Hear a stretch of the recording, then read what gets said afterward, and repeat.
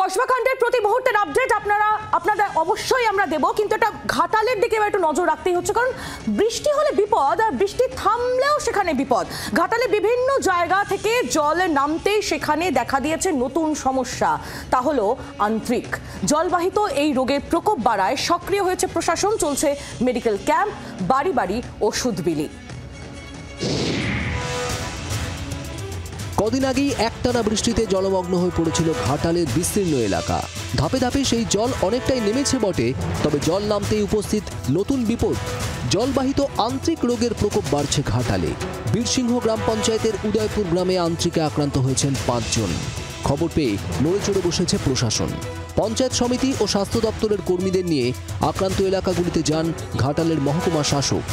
গ্রামে ঘুরে নিজের হাতে ব্লিচিং ছড়াতে দেখা যায় মহকুমা শাসক এবং ঘাটাল পঞ্চায়েত সমিতির সহসভাপতিকে।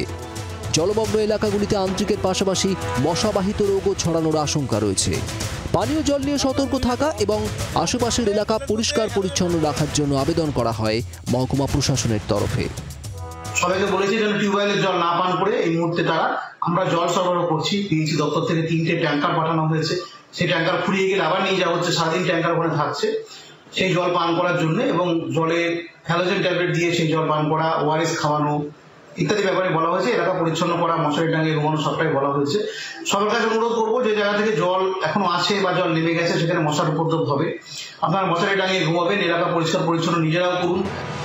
বিভিন্ন এলাকায় মেডিকেল ক্যাম্পের আয়োজন করা হচ্ছে। আশাকর্মীরা বাড়ি বাড়ি ঘুরে স্থানীয়দের সচেতন থাকার বার্তা দিচ্ছেন। প্রয়োজন মতো বিলি করা হচ্ছে জরুরি ওষুধও। প্রশাসনের আশ্বাস, স্বাস্থ্য দপ্তর সজাগ রয়েছে। পশ্চিম মেদিনীপুর থেকে চম্পক দত্তের রিপোর্ট, জি 24 ঘন্টা। বাংলার আওয়াজ, বাঙালির আবেগ, জি 24 ঘন্টা।